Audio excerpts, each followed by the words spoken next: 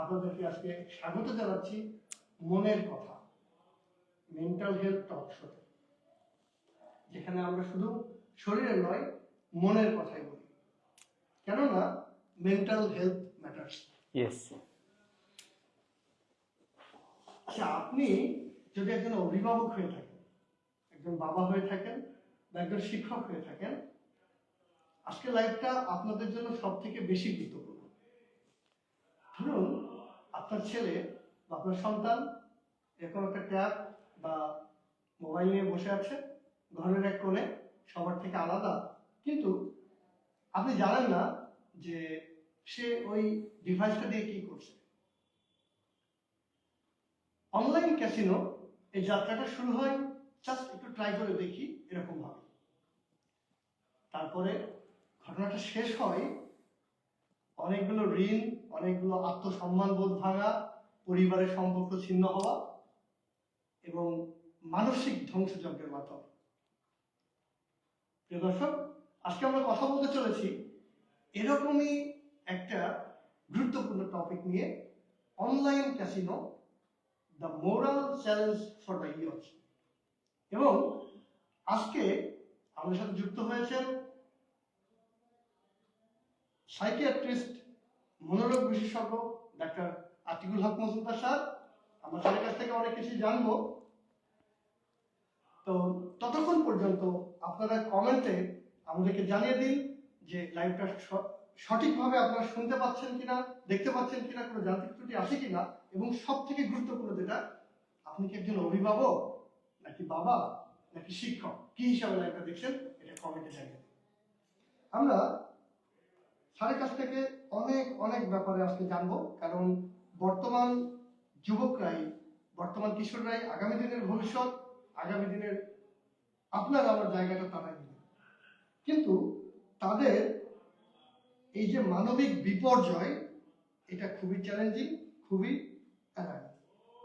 তো আপনাদের সাথে আমি পরিচয় করিয়ে দিচ্ছি ডাক্তার আতিকুল হক মজুমদার স্যারকে। স্যার কেমন আছেন? জি, ভালো আছি। আসসালামু আলাইকুম, দর্শকদেরকে স্বাগত জানাচ্ছি। ধন্যবাদ মাসুদ।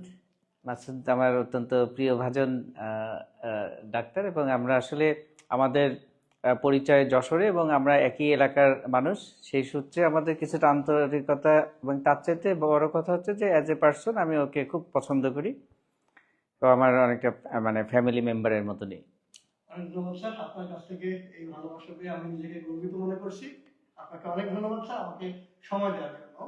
সব থেকে বড় কথা আমাকে না, আমাদের এই দর্শক মহলকে সময় দেওয়ার জন্য। স্যার, একজন বিশেষজ্ঞ মনোরোগবিদ হিসাবে আপনার কাছে আমরা জানতে চাইবো যে আপনার অভিজ্ঞতায় বর্তমান সময়ে অনলাইন ক্যাসিনো বা অনলাইন জুয়ার প্রতি তরুণদের আকর্ষণ কি সত্যি বাড়ছে? বাস্তবে আপনি কি ধরনের কেস দেখছেন? আসলে এটা অবশ্যই বাড়ছে, তবে এটা অনেকটা টিপ অফ দ্য আইসবার্গের মতন। কারণ মানে এটা জিনিসটা এরকম যে যেহেতু এটা নিয়ে অনেক ট্যাবু আছে, হ্যাঁ, সুতরাং এটা সব কিছু কিন্তু সারফেসে আসে না, প্রকাশ্যে আসে না।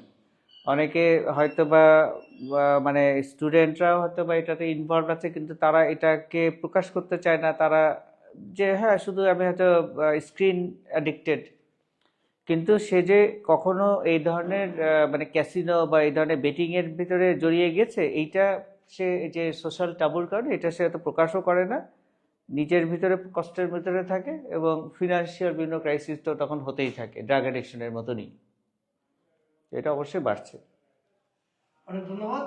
তাহলে আমরা জানতে পারলাম যে একটা প্র্যাকটিক্যাল অভিজ্ঞতা, যে অনলাইন ক্যাসিনোতে যে যুবকরা এখন বা বিশেষ করে কিশোররা যে এইদিকে ধাবিত হচ্ছে, এভাবে মূল্যবান সময়, শ্রম, অর্থ, এবং এটা কিন্তু আমরা যদি পর্যালোচনা করি যে এটা কিন্তু শুধুমাত্র তাদের মধ্যে সীমাবদ্ধ থাকছে না, এটার ইফেক্টটা কিন্তু আলটিমেটলি তার পরিবারের উপর পড়তেছে, তার আত্মীয় স্বজনের উপর পড়তেছে।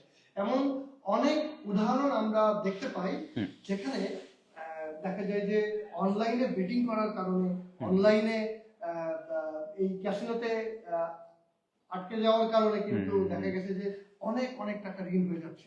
এবং দেখা যাচ্ছে যে একটা কিশোর বা একটা বাচ্চাও যদি আমরা বলি বা একজন যুবকের পক্ষে কিন্তু আসলে এই টাকাটা রিফান্ড করা তার জন্য আসলে সম্ভব হয়ে উঠছে না, এবং এইটার সাফার আলটিমেটলি হচ্ছে তার বাবা মা, তার আত্মীয় স্বজন। না।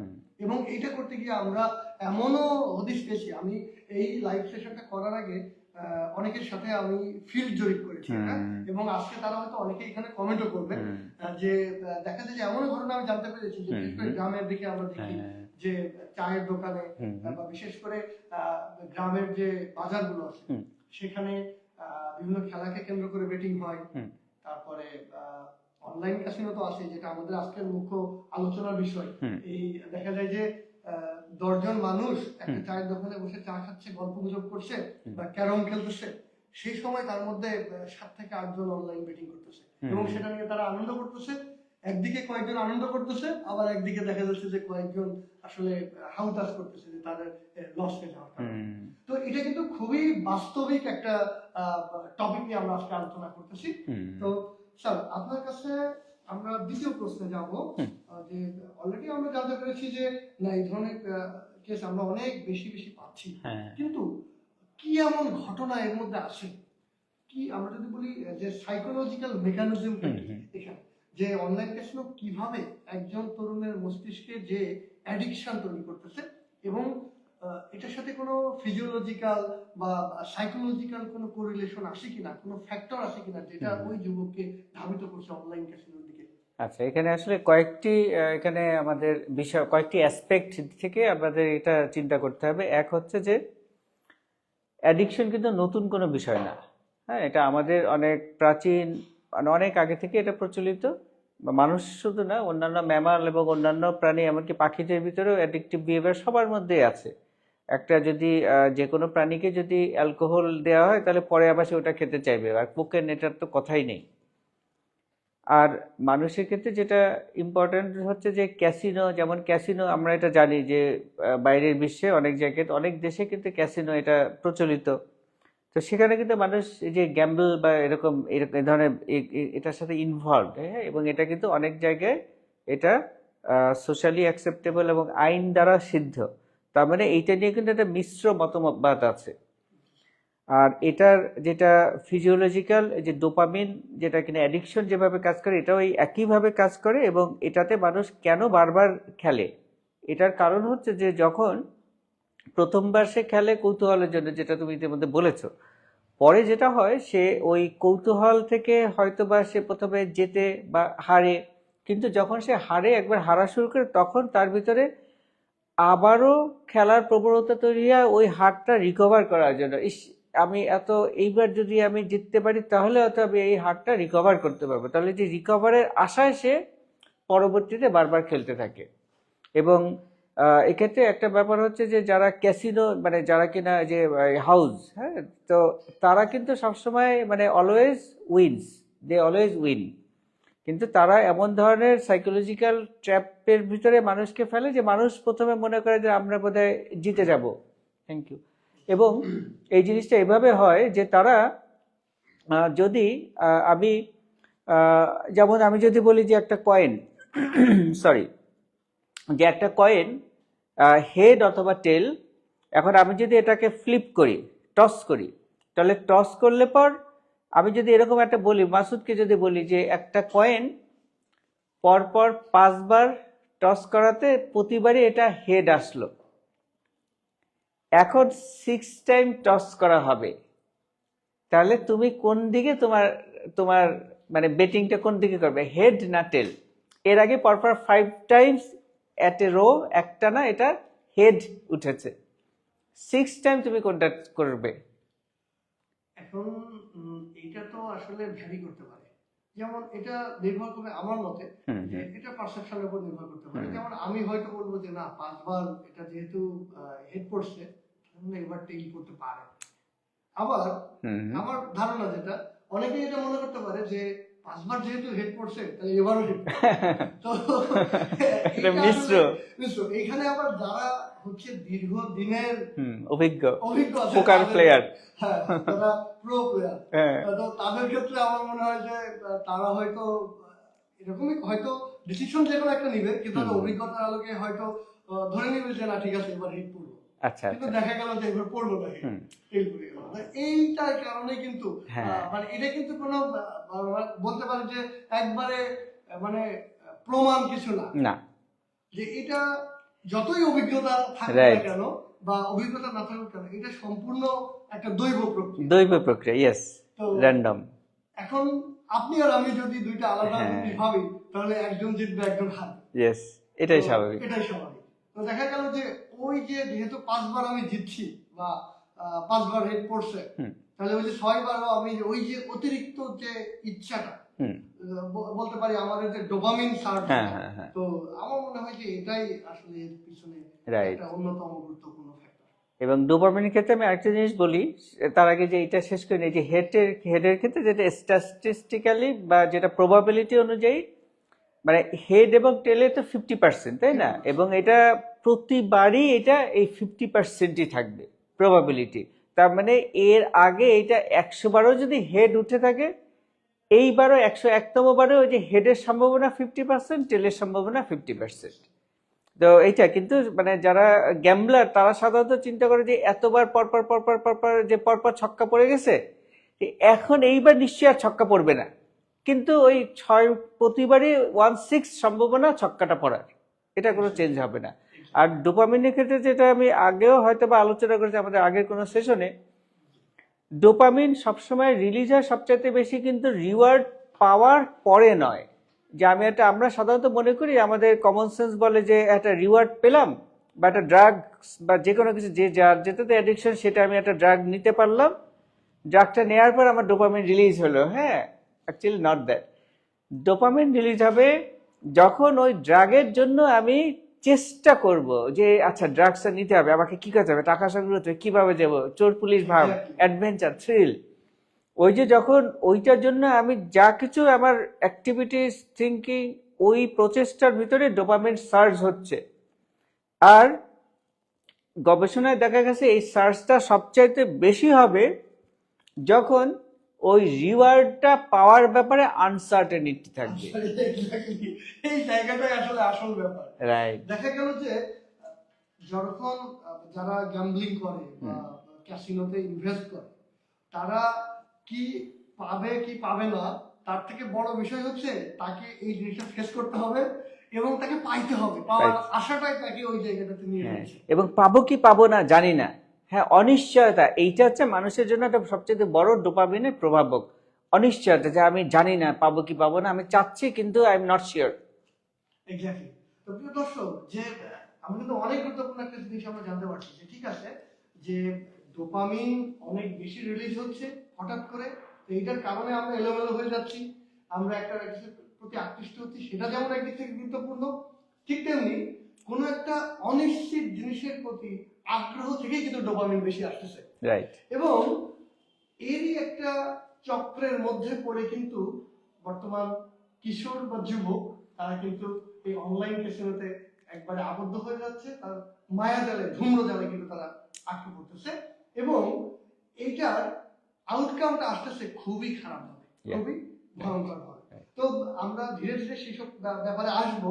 তো এখন স্যার আপনার থেকে আমরা একটু জানতে চাইবো যে এটা কি শুধুমাত্র আমাদের ফিজিওলজিক্যাল বা সাইকোলজিক্যাল ব্যাপার, নাকি এখানে আমাদের যুবকদের নৈতিকতার অবক্ষয়ও এখানে জড়িত কিনা, এটা আমরা একটু জানতে চাই। আচ্ছা, নৈতিকতার বিষয়টা তো আসলে অত্যন্ত ব্যাপক। হ্যাঁ, মানে এটা শুধু নৈতিকতা নিয়েই মানে একাধিক সেশন করা যায়। কারণ নৈতিকতা বলতে আমরা প্রথাগতভাবে যেটা জেনে আসছি এতদিন পর্যন্ত, সেটা নিয়ে অনেক রকম ডিবেট আছে। মানে অনেক, বা আমিও পার্সোনালি যেটা মনে করি যে এই নৈতিকতার সংজ্ঞার মধ্যে সমস্যা আছে। কারণ নৈতিকতা বলতে আমরা অ্যাকচুয়ালি কি বুঝাই, এটার কিন্তু অনেক লেয়ার আছে। মানে যেটা আমার দৃষ্টিতে নৈতিক সেটা আরেকজন দৃষ্টিতে নৈতিক নাও হতে পারে।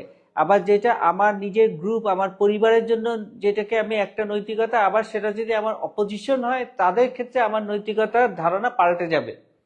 তাহলে আমি যদি একজন লয়ার হই, তাহলে আমার মক্কেলের জন্য আমার নৈতিকতা একরকম, আবার আমার বিরোধী দল বিবাদী তার জন্য আমার নৈতিকতা এক এক রকম। তাহলে আমাদের যে ডাবল স্ট্যান্ডার্ড, আমাদের ব্রেইন এভাবেই তৈরি, আমরা হচ্ছে সেলফ কন্ট্রাডিক্টিং অ্যানিমেল। এবং আমাদের এই কন্ট্রাডিকশন এতই ভয়াবহ যে যখনই আমার কারোর সাথে মতের মিল হবে না, আমি যা কিছু জেনে আসছি, শিখে আসছি, যেটাকে আমি সত্য বলে মানি, যখনই তার কোনো বিরুদ্ধ মত আমি শুনবো, তখনই আমার ভিতরে কগনিটিভ ডিসোনেন্স তৈরি হবে। আমার এটা ব্রেইনে এক ধরনের টর্চার করবে, তখন আমি ওই ব্যক্তিটাকে আর সহ্য করতে পারবো না। তো এখন নৈতিকতার চাইতে আমাদের যেটা এখানে ডেভেলপ করার বিষয় হচ্ছে যে যুব সমাজের ভিতরে মেটা মোরালিটি, অর্থাৎ নৈতিকতারও পূর্ববর্তী স্তর। অর্থাৎ নৈতিকতা মানে আমরা যা কিছু শিখে যে আসছি যে চুরি করা মিথ্যা বলা মহাপাপ, এই ইত্যাদি খারাপ, তোতা পাখির বুলির মতন এগুলি শিক্ষাটা এটা আমাদের জন্য ক্ষতিকর। কারণ এই শিক্ষা হচ্ছে অন্তঃশ্বাস শূন্য। আমরা শিখে আসছি মিথ্যা বলা মহাপাপ, কিন্তু আমরা জানি আমরা সবাই মিথ্যা বলি, কিন্তু আমরা কেউ সেটা স্বীকার করতে পারবো না। যেহেতু এটা মহাপাপ, যেহেতু এটা সব জায়গায় নিষিদ্ধ, এটা আমরা স্বীকারও করতে পারবো না। কিন্তু আমরা সবাই জানি যে আমরা মিথ্যা, এটা হিউম্যান নেচার, শুধু না এটা ব্রেইন এভাবে কাজ করে এবং শুধু অন্যান্য প্রাণীর মধ্যে করে, এটা নেচারের মধ্যে ডিসিপশন আছে, অলরেডি এটা প্রিভেল করছে। হ্যাঁ, তাহলে এই জিনিসগুলিকে আমরা এই যে এগুলিতে আমাদের ভিতরে কগনিটিভ ডিসোনেন্স তৈরি করে। আমি জানি, আমি শিখে আসছি মিথ্যা কথা বলা যাবে না, বলা মহাপাপ, অথচ এটা আমি কন্ট্রোল করতে পারি না। তাহলে ইট মেক্স নো সেন্স, এটা তো একটা কন্ট্রাডিকশন তৈরি করছে আমার ভিতরে। তাহলে এই ধরনের কন্ট্রাডিকশন যখন তৈরি করবে তখন আই উইল ফিল স্ট্রেসড।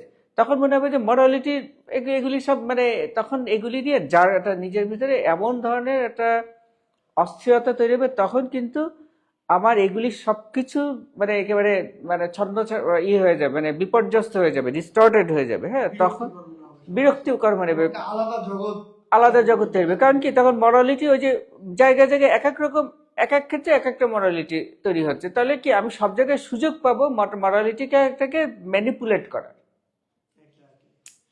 অনেক ধন্যবাদ স্যার।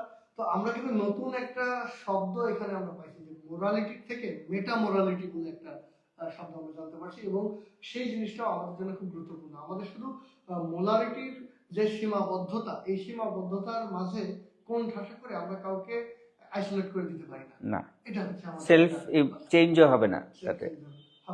তো যেহেতু এখান থেকে যে আইসোলেশন বা একটা কোণঠাসা অবস্থা চলে আসলো, তো এখান থেকে আমার একটা প্রশ্ন মাথায় আসলো যে যারা আসলে এই যে অনলাইন ক্যাসিনোতে আসক্ত বা যারা অনলাইনে বেটিং করছে, তাদের মধ্যে আমরা যদি বলি অ্যাংজাইটি, ডিপ্রেশন, এইগুলোর পরিমাণটা কেমন? আসলে তাদের ক্ষেত্রে কোনো সম্ভাবনা আছে কিনা যে তারা অ্যাংজাইটি, ডিপ্রেশন বা এই ধরনের কোনো মানসিক রোগে তারা আক্রান্ত হতে পারে? অবশ্যই এটা হতে পারে এবং এটা হওয়ার সম্ভাবনা অনেক বেশি। এবং তাদের ক্ষেত্রে আমি যেটা মানে রিসার্চ, আমাদের মানে কন্টেম্পোরারি বিভিন্ন রিসার্চ যেটা বলে যে অ্যাকচুয়ালি তাদের ভিতরে অন্যান্য ড্রাগ অ্যাডিকশনের সম্ভাবনা, মানে কো অ্যাডিকশনের সম্ভাবনা বেশি থাকে।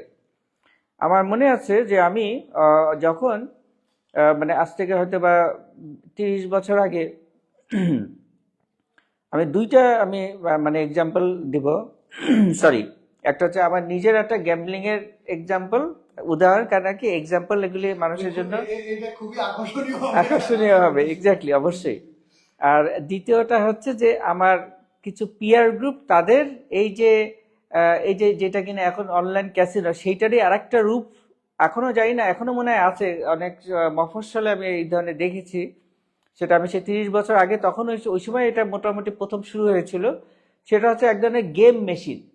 এটা যদি মনে করতে, তখন তো তোমরা ছোট ছিলা, যে যশোরেও কিন্তু মনে আছে কিছু কিছু দরকার বিভিন্ন জায়গায় যে এক ধরনের বুথের মতন থাকতো, সেখানে কয়েন দিতে হতো, 5 টাকার কয়েন, 5 টাকা দিয়ে কয়েন কিনতে হতো। সে কয়েন 1 ঘন্টা না, তো 5 মিনিট বা কিছু মিনিট, সে কয়েন যখন শেষ হয়ে যেত তখন যে খেলতো, আমি দেখতাম আমার ফ্রেন্ডরা তারা অস্থির হয়ে যেত, তাদের ফিরে এই কয়েন দিয়ে coin coin coin coin coin, মানে এই গেম শেষ হয়েছে, মানে আবার ধরতে হবে, কয়েন তাড়াতাড়ি না দিলে তো ওইখানে গেম শেষ।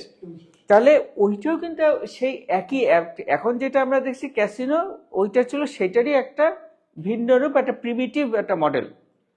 তো ওইটাও কিন্তু ব্রেইনে ওরকম ভাবে সার্চ করে, কারণ ওই যে টাকা দিতে হচ্ছে আমার রিওয়ার্ড ইসের জন্য, এবং আমি জানি না আমি জিতবো কি জিতবো না, কিন্তু আমাকে টাকা দিতে হচ্ছে। এটা হচ্ছে একটা সিনারিও। আর যেটা আমার পার্সোনাল অভিজ্ঞতা, এই জন্য বলবো যে আসলে এই গ্যাম্বলিং কিন্তু সবাইকে সব জিনিস আকর্ষণ করবে না। যেমন আমার ভিতরে নভেলটি সিকিং আছে, আমি অন্যান্য অনেক কিছু এক্সপেরিমেন্ট করেছি, কিছু কিছুর ভিতরে অনেক ডিপলি ইনভলভড হয়ে গেছিলাম, এনগেজড হয়ে গেছিলাম।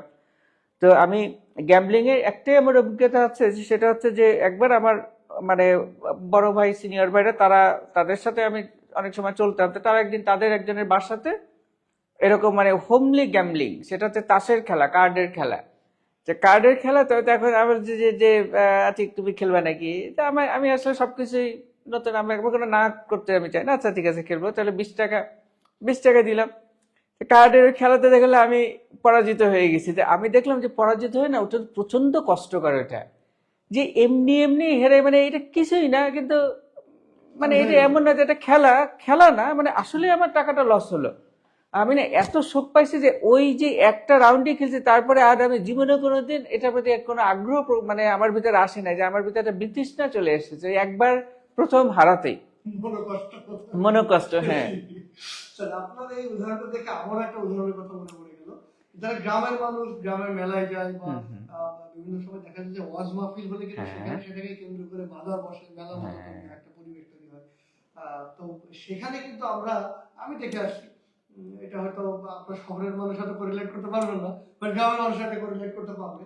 সেখানে আমরা দেখছি যে এটাকে ঠিক গ্যাম্বলিং বলা চলে কিনা জানি না, বাট এটারই কোনো একটা সংস্করণ সেটা এরকম যে দেখা গেল যে আমরা যে স্পিড খাই, স্পিড বা কোল্ড ড্রিঙ্কস, তো একটা কোল্ড ড্রিঙ্কস এর দাম আমি যদি 30 টাকা, তো এখন এটা ওরা 20 টাকায় দিচ্ছে। 20 টাকায় দিচ্ছে কিরকম, যে ওরা 5 জনকে নিচ্ছে এরকম করে, যে একটা ছোট একটা খেলার ব্যাপার, যেমন একটা বল ঝুড়িতে ফেলতে হবে, অথবা একটা রিং থাকবে, ওই রিংটাকে ওই স্পিডের মধ্যে ফেলতে হবে, এরকম একটা ব্যাপার। তো ওরা একসাথে বলতেছে যে এটা তো একটা দক্ষতার উপর নির্ভর করতেছে, যে আমি বলটা ঝুড়িতে ফেলতে পারবো কি। যদি আমি ফেলতে পারি তাহলে আমি 20 টাকা হচ্ছে আমার প্রবেশ মূল্য, বা 10 টাকা হচ্ছে আমার এন্ট্রি ফি। তো ওই 10 টাকা এন্ট্রি ফি দিয়ে কিন্তু আমি যদি ফেলতে পারি তাহলে কিন্তু আমি একটা স্পিড পেয়ে যাচ্ছি 30 টাকা। তো এইটা আশায় দেখা গেল যে মনে হয় যে আমি তো পারবো, যে কখনো বল হাতে নেয়নি সেও একটা ট্রাই করে, কারণ তার মধ্যে ওই যে একটা আনসার্টেনিটি থাকে যে আমি তো এটা পেলেও পেয়ে যেতে পারি, আমাকে পাবো না, চেষ্টা তো করে দেখি। তো আমার দেখা যে জায়গায় আমরা দেখছি যে 7 জন 8 জন 10 জন চেষ্টা করতো, 10 জনে একজন হচ্ছে পারতেছে। তো 10 জনে যদি 10 টাকা করে দিয়েও যদি এটা খেলে, তাহলে সে হয়তো 30 টাকার একটা স্পিড পাচ্ছে একজন, কিন্তু বাকি 70 টাকা কিন্তু যে এই ব্যবসাটা হচ্ছে রান করতেছে সে কিন্তু একটা প্রফিট করে অবশ্যই। তো কিন্তু এই প্রফিটটা এটা ঠিক আছে, যে এটা যদি একটা খেলা হইতো, একটা কষ্ট হইতো যে না করলেই হবে, এখানে যদি তার আলাদা প্রফিট থাকতো সেটা অন্য ওয়েতে প্রফিটটা হইতে পারতো। বাট আমার কাছে যেটা মনে হয়েছে এই প্রফিটটার পিছনে দায়ী হচ্ছে আমাদের ওই ডোপামিন এবং ওই আনসার্টেনিটি, যেটা আমাদেরকে গ্যাম্বলিং বা দেখা যাচ্ছে যে একবার যে পারনি সে রাগ করে সে আবার বলছে না আমি এবার 5 বার দেখবো যে হয় কিনা। মানে দেখা গেল যে এই আমাদের মধ্যে যে একটা সাহস, উদ্যম, একটা আগ্রহ আছে, এটা কিন্তু ওই আনসার্টেনিটি বা ওই গ্যাম্বলিংটা আমাদেরকে ঠিক এটা একটা আমার নেগেটিভ ওয়েতে আমাদেরকে এগিয়ে নিয়ে যাচ্ছে। বাট এখানে কিন্তু আমরা চাইলে একটা ভালো কাজের প্রতিযোগিতা করতে পারতাম, একটা ভালো কিছু প্রতিযোগিতা করতে পারতাম, কিন্তু ওই যে ডোপামিন, ভালো কাজে তো যত দ্রুত ডোপামিন রিলিজ হয়, খারাপ কাজে বা ওই আনসার্টেনিটিটার মধ্যে, নিষিদ্ধ কাজের মধ্যে এই ডোপামিনটা খুব দ্রুত চলে আসে মনে হয়। তো অনেক ধন্যবাদ স্যার, আমরা অনেক বাস্তব কিছু প্রয়োগ যেটা অনেক আগে থেকে আমাদের মধ্যে হয়ে আসছে, যেটা নতুন রূপে অনলাইন ক্যাসিনো হিসেবে আমরা দেখতে পাচ্ছি, কিন্তু এটা কিন্তু অনেক আগে থেকে আমাদের মধ্যে আছে। এবং অনলাইন গ্যাম্বলিং না, আমি যদি বলি আগে নাকি এমনও ছিল লুডো খেলাকে কেন্দ্র করে, দাবা খেলাকে কেন্দ্র করে আছে, এবং এটা নিয়ে মজার সাথে আমরা দেখি যে ক্যারাম খেলাতেও এরকম ছিল, সব ধরনের খেলাতেই টাকার প্রচলন ছিল। বর্তমানে আমরা দেখতে পাই আইপিএল, বিপিএল, এই ধরনের খেলাতে অনেক বড় বড় বেটিং হয়। আমরা ওই ব্যাপারে যাব না, আমরা আমাদের টপিকের মধ্যেই থাকি, অনলাইন ক্যাসিনো। তো এখানে একটা ব্যাপার হচ্ছে, আমরা যদি বলি যে বাবা মায়েদের ক্ষেত্রে খুব গুরুত্বপূর্ণ একটা প্রশ্ন এবার যে red flag science for the parents. যে একজন বাবা বা মা সে কিন্তু বুঝতে পারে তার ছেলেটা কখন তাদের থেকে আলাদা হচ্ছে, কাদের সাথে মিশতেছে। আমার হয় অভিভাবক হিসাবে বাবা মায়ের একটা গুরু দায়িত্ব আছে, সেটা হচ্ছে সন্তান কিভাবে চলবে সেটার উপর চাপিয়ে দেওয়া না হোক, বাট সেটা ওয়াকিবহাল থাকা, সেটার উপর ইনফর্ম থাকা যে আমার বাচ্চাটা এখানে আসে এই কাজ করতেছে। তো একজন বাবা মায়ের ক্ষেত্রে অনেকেই এখন কিন্তু অনেক বাচ্চারাই বলে যে অনলাইন ক্লাস আছে, আমাকে অনলাইনে ক্লাস করতে হবে, এক্সাম দিতে হবে, এইটার ফলেও কিন্তু অনেকেই ডিভাইসের অপব্যবহার করতে পারে, এবং এই অনলাইন ক্যাসিনো বা অনলাইনের এই যে জটিলতাগুলো আছে এইগুলোতে কিন্তু তারা এই ধূম্রজাল কিন্তু আটকে যেতে পারে। তো আপনার কাছে আমার স্পেসিফিক প্রশ্ন, যে আমাদের দর্শকদেরও প্রশ্ন, অনেকে এটা আমার কাছে জানতে চাইছে যে বাবা মা কিভাবে বুঝতে পারবে তার ছেলেটা হয়তো অনলাইন জুয়া বা ক্যাসিনোতে আসক্ত থাকতে পারে বা এরকম খারাপ কোনো কিছুর সাথে সম্পৃক্ত থাকতে পারে, বাবা মা এটা কিভাবে আসলে বুঝতে পারবে? এটা অভিভাবকদের জন্য আপনার কি পরামর্শ থাকবে? আচ্ছা, বাবা মার ক্ষেত্রে আসলে প্রথম যেটা বুঝতে পারার বিষয়টা হচ্ছে যে এক হচ্ছে যে তার ছেলে বা মেয়ে, ছেলেদের ভিতরে মানে এটা বেশি, প্রবণতাটা বেশি, মেয়েদের ভিতরে হতে পারে। তো তারা যখন ডিভাইস নিয়ে, তো এখনকার দিনে সবাই মোটামুটি ডিভাইস নিয়ে থাকে, আমরাও থাকি, বাচ্চারাও থাকে, এটা আসলে কাউকে আলাদাভাবে দোষারোপ করার এখানে আমি কোনো কারণ দেখি না। তো এখন কিন্তু যে কগনিটিভ ডিসোনেন্স বাবা মা মানতে পারে না যে আমি থাকি, না না আমি অ্যাডিক্টেড নই। তার মানে কি নিজেকে সে মানে এটাকে সাপ্রেস করতেছে, সেজন্য সন্তানের হাতে গেছে আরো সে টেলিভিশনে চলেছে, তুই মোবাইলে অ্যাডিক্টেড হয়ে গেছিস। হ্যাঁ, কিন্তু আমি যে নিজে যে হয়ে গেছি সেটাকে আমি তো মানতে পারি না। তো যাই হোক, মোবাইল নিয়ে আছে একটা জিনিস, কিন্তু আরেকটা জিনিস হচ্ছে সেটা গোপনীয়তা বজায় রাখছে। আপনি কন্টিনিউ করেন। আচ্ছা, হ্যাঁ, শিওর। আচ্ছা, সেটা হচ্ছে যে আমরা যখন মানে বাচ্চাদের ক্ষেত্রে, সন্তানের ক্ষেত্রে যদি দেখা যায় যে সে অতিরিক্ত গোপনীয়তা এক্ষেত্রে রক্ষা করার চেষ্টা করছে, হ্যাঁ, এবং যেটা স্বাভাবিকতার মধ্যে পড়ে না, এবং তার ভিতরে অস্থিরতা, কারণ কেউ যদি সে মোবাইলে প্রেম করতে থাকে, হ্যাঁ, সেক্ষেত্রে কিন্তু তার ভিতরে এক ধরনের সিমটম দেখা যাবে যে হ্যাঁ তার ভিতরে তখনও ডোপামিন সার্চ করবে, কিন্তু অস্থিরতা থাকবে না। কিন্তু এই গেমিং এর ক্ষেত্রে কিন্তু একটা রেস্টলেসনেস থাকবে, যেটা খুব ইম্পর্টেন্ট। যদি এটা তারা একেবারে দরজা বন্ধ না করে থাকে, তাহলে তাদের ভিতরে দেখা যাচ্ছে সে ডিভাইস আছে কিন্তু সে রেস্টলেস, হ্যাঁ, অস্থিরতা, এটা একটা বিষয়। দ্বিতীয়ত হচ্ছে যে এটা অবভিয়াস যে যেহেতু এখানে টাকা পয়সার ব্যাপার, তার টাকা পয়সার চাহিদা বা প্রয়োজন এটা বাড়তে থাকবে, এবং সে বিভিন্নভাবে বিভিন্ন অজুহাতে টিচারের বেতন দিতে হবে, স্কুলে এক্সট্রা ফি লাগবে, এটা লাগবে সেটা লাগবে, এরকমও হয় যে টিউশন ফি এর কথা বলে সেটা টিউশন ফি জমা না দিয়ে সে সেটাকেও খরচ করে ফেলতে পারে। তারপরে যে যখন এই ধরনের টাকা পয়সা তার নেয়ার প্রবণতা দেখা যাবে, এবং যদি সেটার সাথে ড্রাগসের সরাসরি ইনভলভমেন্ট না পাওয়া যায়, দেখা যায় যে যারা ড্রাগ অ্যাডিক্টেড তাদের অধিকাংশ কিন্তু একটা পিয়ার গ্রুপের সাথে তারা এটাতে এনগেজ থাকে। যদি ওরকম পিয়ার গ্রুপ নাই, সঙ্গী সাথী নাই, কিন্তু সে টাকা নিচ্ছে, কিন্তু টাকাটা তাহলে কি করছে, হ্যাঁ, কিন্তু সে দেখা যাচ্ছে যে মোবাইল বা ডিভাইসে সে বেশি সময় থাকছে, এবং সেটা নিয়ে একটা মানে তার ভিতরে ক্রেজিনেস তৈরি হয়ে যাচ্ছে, যে সে কয়েন দে সেরকম। সেই ক্রেজিনেস যদি তার ভিতরে দেখা যায়, তখন বুঝতে হবে যে এটা অনলাইন, এটা ক্যাসিনো বা এরকম গেমের ভিতরে ইনভলভ হচ্ছে।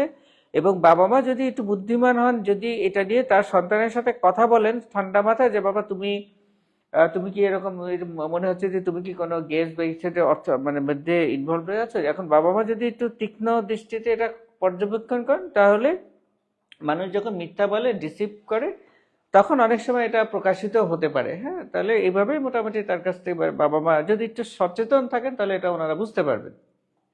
অনেক ধন্যবাদ। তাহলে আমরা যদি একটু সারমর্ম করি যে কিছু না কিছু আচরণগত পরিবর্তন আমরা তার মধ্যে বা সেই সন্তানের মধ্যে আমরা খুঁজে পাবো, এবং এই আচরণগত পরিবর্তনের মধ্যে বড় একটা পরিবর্তন থাকবে অর্থনৈতিক, ফাইন্যান্সিয়াল ইস্যুস, এবং সে এই ফাইন্যান্সিয়াল ইস্যুসটা মেনটেন করার জন্য দেখা গেল যে বিভিন্ন ভাবে সে এই অর্থটা পাওয়ার চেষ্টা করবে। তো দেখা গেল যে যেটার সাথে সম্পৃক্ত থাকে, যেমন যদি সে স্টুডেন্ট হয় তাহলে তার হয়তো টিউশন ফিস, পরীক্ষার ফিস, এক্সাম ফিস, বিভিন্ন অপ্রাসঙ্গিক খরচ, যেটাকে দেখা গেল যে আগে তার পড়াশোনাতে যে খরচ লাগতো এখন তার অ্যাক্সেসরিজ কিনতে আরো বেশি, তো এরকম বারবার চার্জ আসতে পারে। তারপরে দেখা গেল যে এইগুলোর ক্ষেত্রে আরো একটা বিষয় আমার মনে হয় যে তাদের স্বাভাবিক জীবন যাপনের যে প্যাটার্ন, সেই প্যাটার্নেও কিছু পরিবর্তন আসতে পারে। অবশ্যই, যেমন তার ঘুমের প্যাটার্নটা এলোমেলো হতে পারে। দেখা গেল যে এটা একটা খুব গুরুত্বপূর্ণ বিষয় যে রাত জেগে অনেক সময় বেটিং বা এগুলো করতে পারে। আবার আরো একটা বিষয় যে সে বাইরে সময় দেওয়ার পরিমাণটা বেড়ে যেতে পারে। যেমন হয়তো সে আগে টিউশন থেকে ফিরে আসতো জাস্ট টাইম, এখন তার আসতে আধা ঘন্টা 40 মিনিট 1 ঘন্টা দেরি হয়ে যাচ্ছে। এটা একটা বিষয় লক্ষ্য করা যেতে পারে।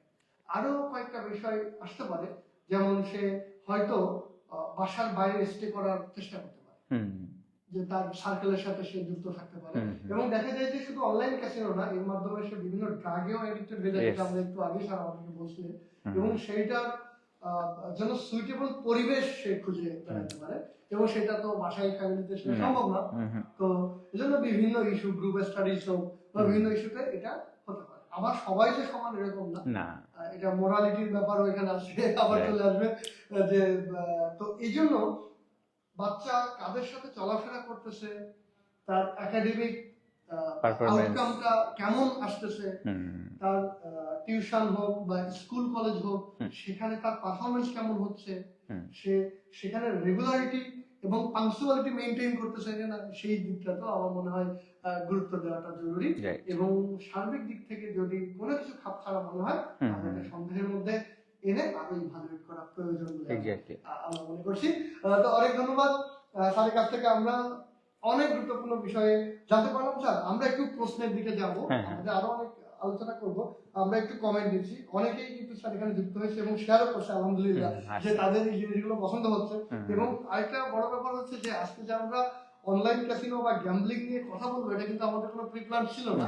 এটাও আমাকে রিকোয়েস্ট করা হয়েছে যে যখনই আমরা এই ব্যানারটা দিলাম যে মনের কথা, অনেকেই আছে যে মনের কথা কিন্তু বলতে পারে না, অনেকেই ভুক্তভোগী। তো আমরা কিন্তু এরকম একটা ব্যাপার চিন্তা করতেছি যে এই লাইভ সেশনের মাধ্যমে আমরা আপনাদের মনের কথা বলার সুযোগ করে দিই। যারা মানসিক চাপে আছেন বা বিভিন্ন বিষয় নিয়ে পরিচয় গোপন রেখে তাদের মনের কথাগুলো সবাইকে জানাতে চান, সচেতন করতে চান আমাদের মাধ্যমে, মনের কথার মাধ্যমে, ঠিকানার মাধ্যমে, তারা কিন্তু আমাদেরকে নির্ভয়ে, আপনাদেরকে যে লাইভে কথা বলতে হবে এমনটা না, আপনারা আমাদেরকে ইনবক্সে জানালেই হবে। যেমন আজকের এই প্রোগ্রামটা হচ্ছে একজনের অনুরোধ, তাকে আমি আসলে ধন্যবাদ জানাতে চাই যে সে এই ব্যাপারটা নিয়ে কথা বলতে আগ্রহী এবং সচেতন করতে চায়। এরকম ভাবে আপনারা সবাই যখন এগিয়ে আসবেন বিভিন্ন বিষয় নিয়ে, তখন কিন্তু আমরা এই ধরনের সমস্যাগুলো আরো সহজে মোকাবেলা করতে পারবো এবং খুব সহজেই সমাধান করে আসতে পারবো। তো মাঝখানে একটু সাউন্ডের প্রবলেম হয়েছিল, আমাদের যান্ত্রিক ত্রুটি, হয়তো মাইক্রোফোনের ব্যাটারি শেষ, তো এই জন্য। তো আমার মনে হয় এখন শোনা যাচ্ছে, হ্যাঁ অনেকে আবার বলছে যে কথা শোনা যাচ্ছে। তো থ্যাংক ইউ যে আপনারা আমাদেরকে সাহায্য করছেন। এমডি তৌফিক উনি কমেন্ট করেছেন অনলাইন ক্যাসিনো থেকে মুক্ত হতে করণীয় কি। হ্যাঁ, আমরা তো সেটা নিয়ে অবশ্যই আলোচনা করব, সেটা ডোপামিনের পর্যায়ে একটু থাকুক আমার মনে হয়, যে আপনারা আরো একটু আগ্রহী হন। আরেকজন বলছে যে একটা সমস্যা বা রোগের কারণে কথা বলতে চাই পার্সোনাল ভাবে মেসেঞ্জারে, তুমি কখন ফ্রি থাকবে একটু বলবে। আচ্ছা, মেসেঞ্জারে কথা বলার জন্য কিন্তু আমাদের ফ্রি থাকার প্রয়োজন নেই। আমরা আমাদের মেসেঞ্জারটাকে এমন ভাবেই পেশেন্ট ফ্রেন্ডলি এবং ইউজার ফ্রেন্ডলি ভাবে সাজিয়েছি যে আপনি কিন্তু আমাদের প্রতিনিধির সাথে সরাসরি, আপনি এখন আমি হয়তো লাইভে আছি কিন্তু আমাদের প্রতিনিধি আপনাদের সেবায় কিন্তু এখন নিয়োজিত আছে, এবং আপনি চাইলে এখনই কমেন্ট করতে পারেন এবং আপনার সমস্যার কথা জানাতে পারেন, এবং আপনার জন্য কোনটা সব থেকে বেস্ট হবে সেটা আমাদের প্রতিনিধিরা আপনাকে জানাবে। প্রয়োজনে আমাদের সাথে অনলাইন কনসালটেন্সি নেওয়ার উপায়টাও তারা আপনাদেরকে জানিয়ে দেবে। আর আমি সাধারণত ফাঁকা হওয়ার পরে আমি প্রশ্নগুলো দেখে আমার অ্যাসিস্ট্যান্ট যেগুলো আমাকে জানাই সেই অনুযায়ী আমি পরবর্তী সিদ্ধান্ত নিই। সো এটা নিয়ে কোনো দুশ্চিন্তা করার দরকার নেই যে আমি ফ্রি আছি বা স্যার ফ্রি আছে কিনা। আপনারা আমাদের সাথে যে কোনো মুহূর্তে সংযুক্ত হতে পারবেন আমাদের মাধ্যমে।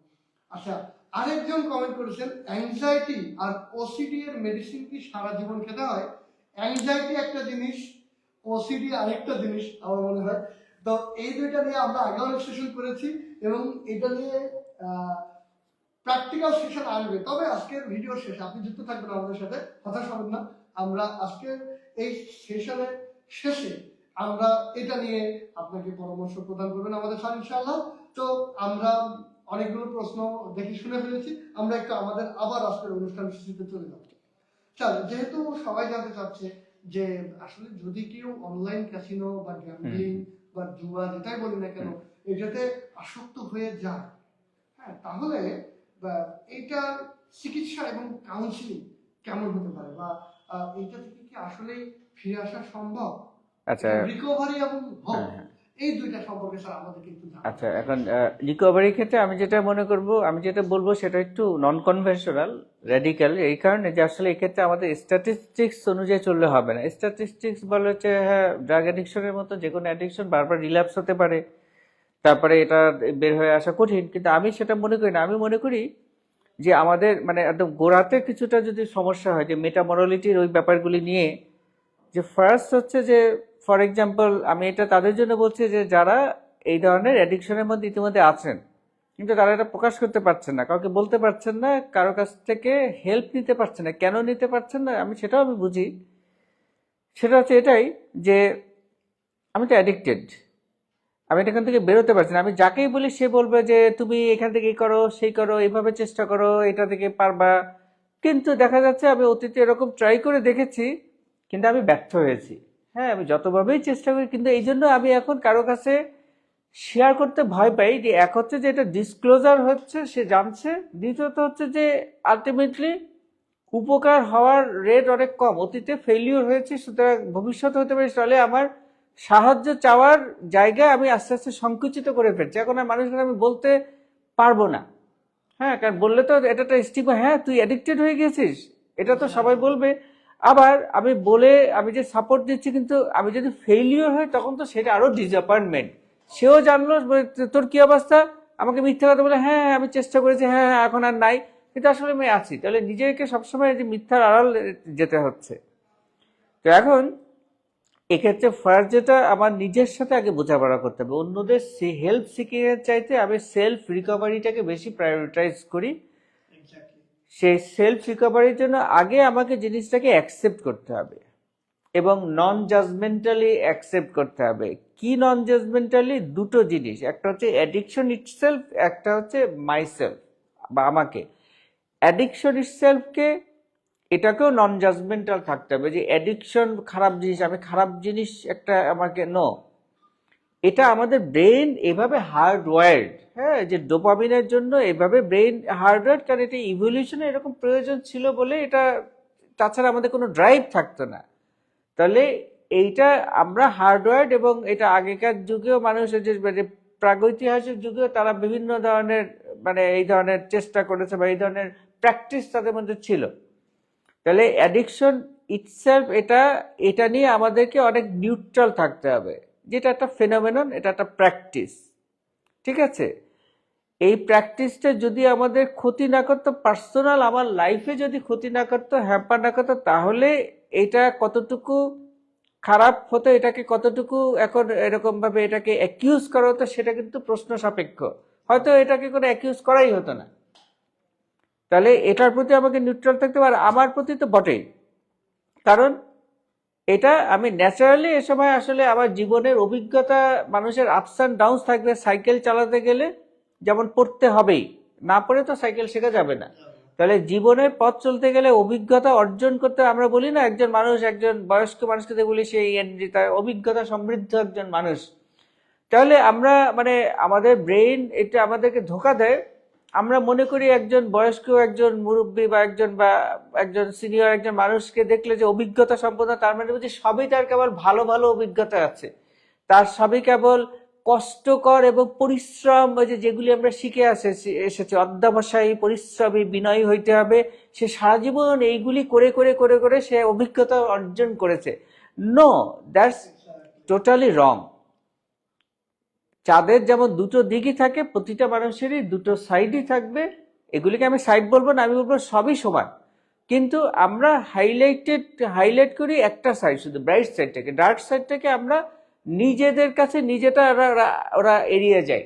নিজেরা আমরা ওটার মুখোমুখি হতে ভয় পাই, আমরা চাই না, আমরা মনে করি এটা এটা থাকতে পারি না, এটা কেন থাকবে, আমি মানতে পারি না। কিন্তু এটাকে আগে এমব্রেস করতে হবে। তাহলে অ্যাকসেপ্টেন্স শুধু না, এমব্রেস করতে হবে না, এটা একটা ট্রেড। কারণ ওই যেটা বললাম, মানে গ্যাম্বলিং সবাই তো অ্যাডিক্টেড হবে না। আবার যেমন ড্রাগস, এটাতেও কিন্তু সবাই অ্যাডিক্টেড হবে না। ড্রাগ অ্যাডিকশন অনেকে দেখা যায় যে একবার টেস্ট করে তার ভালোই লাগে না, জীবনে কোনোদিন নেবে না। কিন্তু অনেকে দেখা যায় তার কাছে তার ব্রেন ওইটাতে অনেক ফিল করে, হ্যাঁ, রিওয়ার্ড ফিল করে। তাহলে যখন তার এটা অ্যাকসেপ্ট করতে হবে, শুধু অ্যাকসেপ্টেড না, আসলে আমার ব্রেন এভাবেই তৈরি যে এইটাতে আমি প্রচন্ড এটাতে আমি আনন্দ পাই। কিন্তু এটাকে আমি মানতে পারি না, কারণ এটা সোশ্যালি রেস্ট্রিক্টেড, এটা সোশ্যালি অ্যাকসেপ্টেবল না। ফিনান্সিয়াল লস ওটা তো আছেই, ওটা তো আমার জন্য সবসময় টেনশন। আমার টাকার জন্য আমাকে হন্য হয়ে যা খুশি তাই করতে হচ্ছে, বাসা থেকে টাকা নিতে হচ্ছে। তাহলে এই চিন্তাটা কয়জন মানুষ করবেন? যে মানুষটি, এখানে আমি একটু মানে কিছু আমি ডিস্টিংক্ট করব, এটা যদিও একটু হার্শ হয়ে যাবে, কিন্তু তারপর এটা ছাড়া উপায় নেই, বাস্তবতা তুলে ধরার জন্য।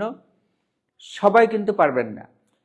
যারা এই প্রোগ্রামটি দেখছেন বা যারা প্রশ্ন করছেন বা যাদের ভিতরে অ্যাডিকশন আছে, তারা জানতে চাচ্ছেন বা অন্যদের মাধ্যমে জানতে চাচ্ছেন, তাদের ফ্রেন্ডদের মাধ্যমে, তাদের ভিতরে পরিবর্তনের পোটেনশিয়াল আছে। অর্থাৎ তারা কিন্তু ওই পর্যায়ে কখনোই যাবেন না যে ওই অ্যাডিকশনের টাকা সংগ্রহের জন্য ছিনতাইকারী দলের সাথে যুক্ত হওয়া, এটা তারা করবেন না। যদি ওই পর্যায়ে কেউ থাকেন, তারা এই প্রোগ্রামের ধারে কাছেও তারা আসবেন না। তাহলে এই প্রোগ্রামে যারা আসবেন তাদের ওই পোটেনশিয়াল আছে, এবং তারা পারবে, রাইট, পারবে বলেই তারা এখানে আসছে, বা এটা আজকে দেখছেন বা আগামীকাল দেখবেন বা দেখছেন। তাহলে এই যে তাদের জন্য বলবো যে আগে নিজেদের ভিতরে যে পাপবোধ হচ্ছে, গিল্টি ফিলিংস হচ্ছে, এইটা থেকে নিজেদেরকে বের করতে হবে যে না, এটা একটা ন্যাচারাল ফেনোমেনন। একটা পাখিকেও যদি একটা অ্যাডিকশনের কিছু দেওয়া হয়, পাখিরা নিজেরাই অনেক সময়, আমি এর আগে বলেছিলাম তাই না, যে ফল আছে কিছু, মানে ইয়েতে আমি দেখেছি ইউরোপে, সেখানে ওই ফল, ওই যখন স্প্রিং এ যখন ওই ফলগুলি হয়, তখন পাখির ঝাঁক এসে ওই ফলগুলি খেয়ে তারা মাতাল হয়ে যায়, দু একটা টুকটাপ করে পড়ে, আবার খানিকক্ষণ পর তারা আবার উড়ে চলে যায়। তাহলে তারা কিন্তু ওই মাতলামি করার জন্য ওই ফলটার কাছে আসে, ওই ফলটা তারা খায়। চড়ুই পাখির মতন ছোট ছোট পাখির ঝাঁক আসে। তো এইটা প্রেডিক্টেবল, এটা ওটা ওখানে হয় এটা। তো এখন এইটা যে একটা ন্যাচারাল ফেনোমেনা, তো এইটা আগে আমাকে মানতে হবে। নিজের সাথে নিজে যুদ্ধ করা যাবে না যে আমি কেন নেশার মধ্যে, খারাপ জিনিসের মধ্যে জড়িত না। এটা ন্যাচারাল ফেনোমেনন, এটা হতেই পারে, যে কোনো মানুষের হতে পারে, আমার ভিতরে হয়েছে, এখন হয়েছে বলে আমি খারাপ ন, এটা আমি একটা হিউম্যান বিং, আমার অভিজ্ঞতা সমৃদ্ধ, এটা আমাকে অভিজ্ঞ করছে, not in a good sense, not in a bad sense, এটা আমাকে আমার অভিজ্ঞতার ঝুলিকে ভারী করছে, এটা আমাকে ম্যাচিওর করবে।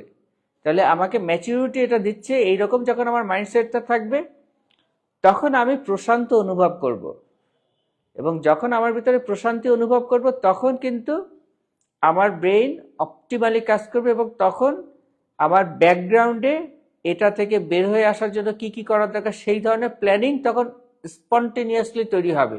কিন্তু আমি যদি আগে থেকে নিজের চেষ্টা করি, না আমি এখান থেকে বেরোবো, কি করবো, তাহলে কিন্তু জীবনে বেরোতে পারবে না, কারণ আমি স্ট্রেসের যে ভিসিয়াস লুপের মধ্যে আটকে যাচ্ছি। আমি এটা নিয়ে টেনশন করছি, এটা নিয়ে চিন্তা করছি, স্ট্রেস বাড়ছে, আরও তখন আমি অ্যাডিকশনের দিকে যাচ্ছি। তাহলে এটা হচ্ছে ফার্স্ট স্টেজ, রিল্যাক্স হওয়া। ওকে ফাইন, এটা হয়েছে, ইটস ওকে, এটা হওয়াটা এমন কোনো খারাপ কিছু না, এমন কোনো মানে বিশাল কিছু, মানে অনেক জগতের অনেক মানুষ মানবী অ্যাডিকশনের মধ্যে ছিলেন, ঠিক আছে। সো এটা এটা এটা এটা ডাজন্ট ম্যাটার। হ্যাঁ, ওই যে এখানে এত বেশি মরালিটি নিয়ে পড়ে থাকলে হবে না, যেটা একটা ইমোরাল কাজের মধ্যে আমি ইনভলভ, হিউম্যান নেচার।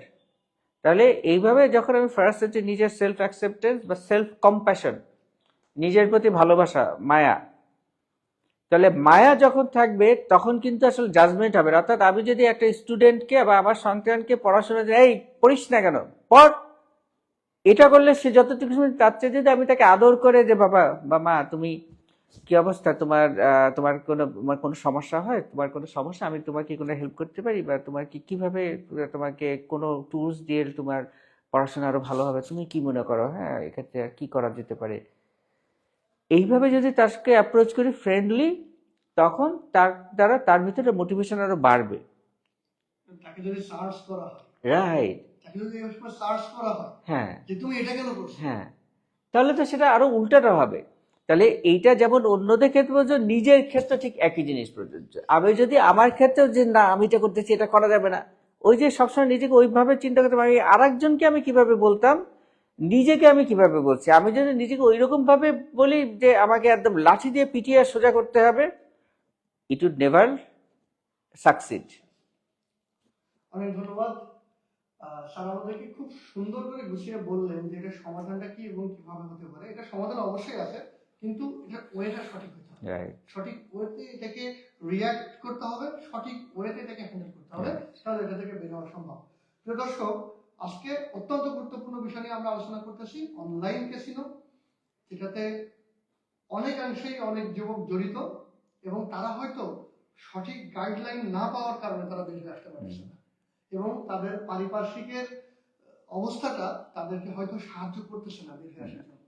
তো এবার আমরা স্যারকে দুইটা খুব গুরুত্বপূর্ণ এবং বস্তুনিষ্ঠ প্রশ্ন করব, খুবই প্র্যাকটিক্যাল। সেই দুইটা প্রশ্ন করে আমরা অনুষ্ঠানটা শেষ করব।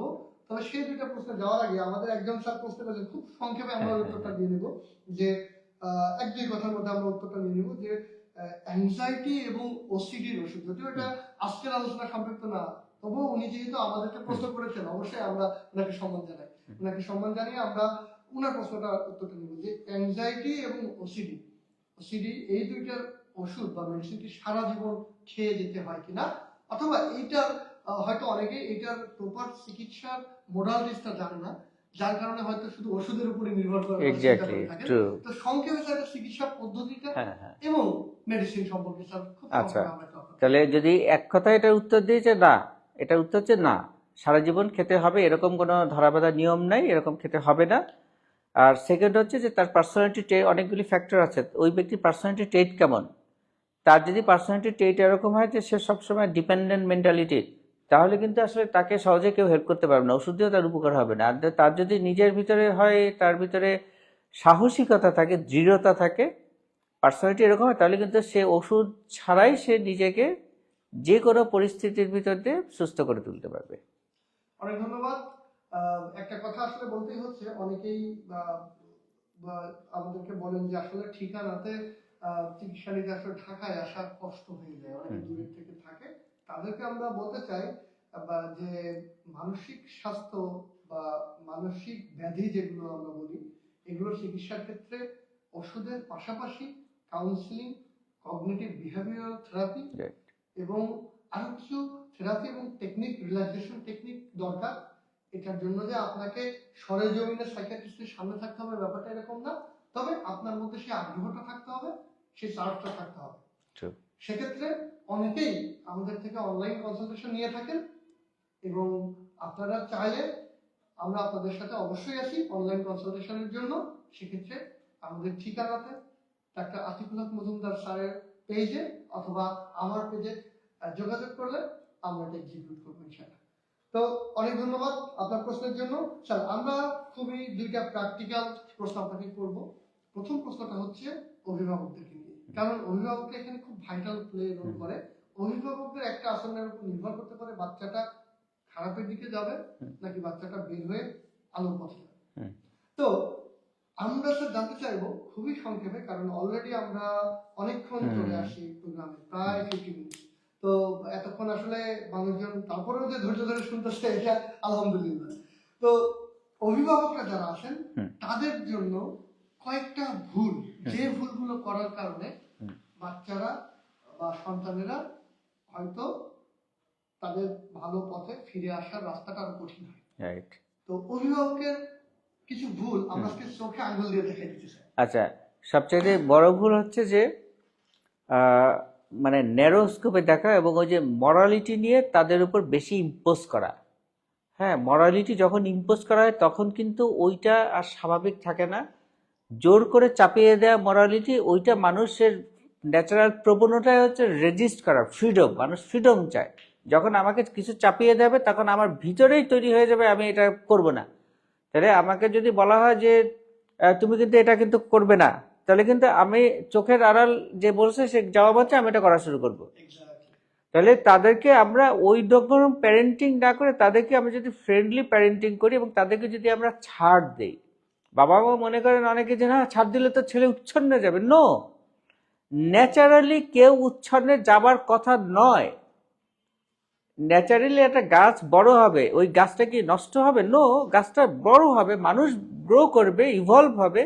তো কেন আমরা আগে ধরে নেব যে তাকে যদি আমি একদম সবসময় গাইডে না রাখি, কড়া শাসনে না রাখি, তাহলে সে নষ্ট হয়ে যাবে। তাহলে অতিরিক্ত কড়া শাসন হচ্ছে প্রথম একটা পিটফল, প্রথম একটা দুর্বলতা বা যেটা আমি বলবো যে প্যারেন্টিং এর একটা প্রথম সমস্যা হচ্ছে অতিরিক্ত শাসন, নাম্বার 1।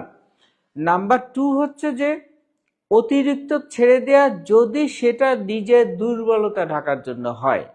অতিরিক্ত ছেড়ে দেওয়া যদি এই কারণে হয়, আমি আমার বাচ্চাদেরকে অতিরিক্ত সবসময় ছেড়ে দিই, আমি পার্সোনালি, যেটা আমার স্পাউসের সাথে ডিফার করে, আমি মনে করি যে না, ওরা ন্যাচারালি ওরা ওদের মতন চলতে ফেলতে দিই, একটা একটা প্রাণীর মতন, সে একটা ওখানে তাকে আমি ওই খাঁচায় আটকে না রেখে তাকে বনে বিচরণ করতে দিই, তার মতন বিচরণ কিন্তু আমার সুপারভিশন থাকবে যে সে কোনো ক্ষতিকর দিকে যাচ্ছে কিনা।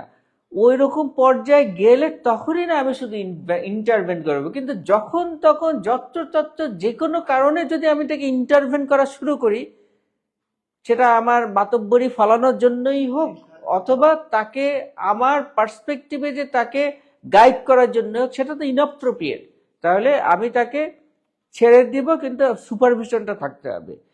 এটা হচ্ছে সেকেন্ড। আর থার্ড হচ্ছে যে আমার নিজের ভিতরে অথেন্টিসিটি আছে কিনা, যেটা আমি উদাহরণ আমি সবসময় বলি, আগে হয়তো কোনো সেশনে বলেছি, যে আমি যদি চোর হই, আমার সন্তানের কাছে ওইটা আমাকে এটা অথেন্টিক থাকতে হবে নিজের কাছে, ইয়েস আমি চোর, এবং বাচ্চাদের কাছে যে না বাবা, সংসার চালানোর জন্য আমাকে আসলে চুরি করতে হয়, আমি জানি এটা খারাপ, এটা যদি আমি ধরা পড়ি আমার শাস্তি হবে, তোমাদের এটা জানাজানি হলে তোমাদেরও কষ্ট হবে, তোমরা স্কুলে মুখ দেখাতে পারবে না, কিন্তু বাস্তবতা হচ্ছে এটাই যে আমাকে আসলে চুরি করতে হয়, হ্যাঁ আমি চুরি করি।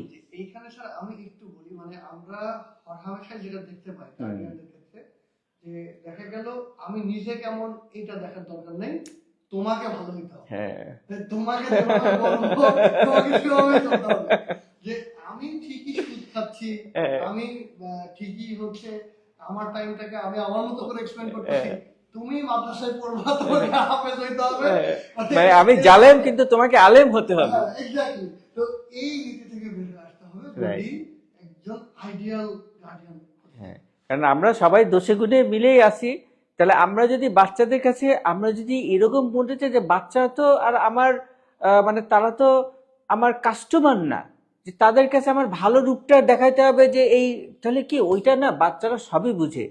হিপোক্রেসি বাচ্চারা অপছন্দ করে, ঘৃণা করে, হ্যাঁ, কিন্তু আমি যদি অথেন্টিক হয়ে বাচ্চা যদি জিজ্ঞেস করে বাবা তুমি কি চুরি করো, আমি যদি চোর হয়ে থাকি, হ্যাঁ বাবা আমি করি, নির্দ্বিধায় বলার মতো সৎসাহস থাকতে হবে, তাইলেই ওই বাচ্চা গ্যারান্টি দিয়ে বলতে পারি সে কখনো চোর তো হবেই না, বরং তার আমার প্রতি রেসপেক্ট থাকবে, না আমার বাবা চোর হলেও সেটা আমার কাছে গোপন করে নাই, সেটা নিয়ে সে আমার কাছে সে লজ্জা পাচ্ছে না, সেটা মানে স্পষ্ট স্বীকার করছে, বাস্তবতাটাকে সে স্বীকার করতে পারে, হ্যাঁ, সম্মান আরো বাড়বে তাতে। অনেক ধন্যবাদ। তো বাবা মায়ের দায়িত্বটা অনেক বেশি, সেটা আমরা জানতে পারলাম।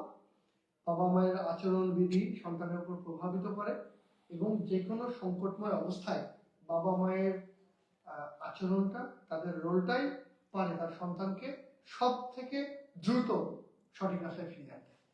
তো স্যার, আমরা আজকে লাইভে একেবারে শেষ পর্যায়ে চলে আসছি।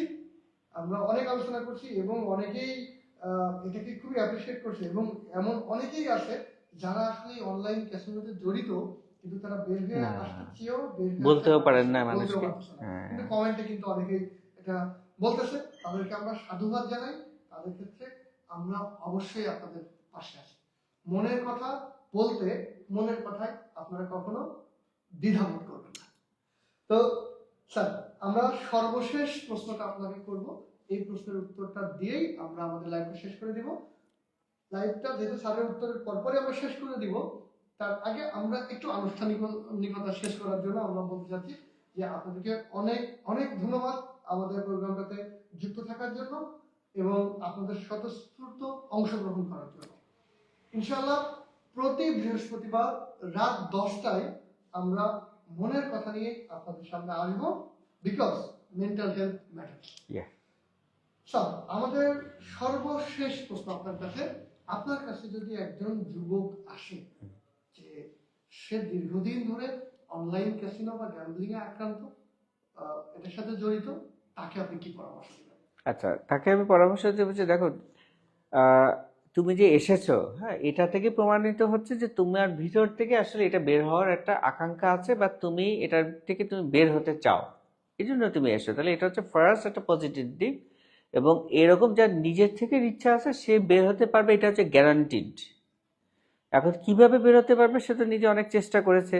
তাহলে এটার জন্য যেটা তাকে করতে হবে, এটার জন্য একটা প্যাক্ট আছে, এটাকে বলে ইউলিসিস প্যাক্ট। এটার উদাহরণ আমি আগে বলেছি যে একজন মানে গ্রিক একজন আর কি পৌরাণিক নায়ক, তো উনি ওই যে সাইরেনের গান শোনার জন্য ওই যে ওদের দ্বীপের কাছে যাওয়ার সময় উনি তখন ওনার জাহাজের সবাইকে বলেছেন আমাকে মাছ তুলে বেঁধে রাখো যাতে আমি গান শুনতে পারি, কিন্তু তোমাদের কান বেঁধে রাখবা, কানে তুলে দিয়ে রাখবা, তোমরা গান শুনবা না। এবং আমি যেহেতু বাধা থাকবো, তাহলে আমি তোমাদেরকে যতই বলি না কেন যে গাড়ি মানে মানে ওই জাহাজ ওই দ্বীপের দিকে নিয়ে যাও, তোমরা তখন নিতেও পারবে না। তাহলে আমি গানও শুনতে পারবো, কিন্তু জাহাজ ধ্বংসও হবে না, কারণ সাইরেনের দ্বীপে নিয়ে গেলে ওরা আবার জাহাজ ধ্বংস করে ফেলে ডুবো পাথরে এবং নাবিকটা খেয়ে ফেলে। তো তো এইরকম ভাবে ইউলিসিস প্যাক্টটা হচ্ছে এরকম যে আমি জানি এইটা করলে পর আমি অ্যাডিকশন আর এড়াতে পারবো না, তাহলে ওইটা আমি যখন এই মুহূর্তে অ্যাডিক্টেড না, বা এই মুহূর্তে ওইটা ওই ঝোঁকটা আমার ভিতরে কাজ করছে না, তখনই আমাকে কিছু প্রিকশন নিয়ে রাখতে হবে। যেমন হচ্ছে আমি যেই সময়টা গেম খেলি বা আমি যেই ডিভাইস ঠিক আছে, সেই সময়টাকে আমি এমন একটা জায়গায় ইনক্রিজ করে রাখলাম যে আমি তো জিমে আমার ফ্রেন্ডদের সাথে বা একটা অ্যাসোসিয়েশনে ভর্তি হয়ে গেলাম, যে সেখান থেকে আমি ওই সময় রেগুলার ওই কাজটা করব। সকালে উঠে আমি ব্যায়াম করব, নামাজ পড়বো, যে কোনো কিছু অ্যাক্টিভিটিসের সাথে আমি যুক্ত হব, নাম্বার ওয়ান।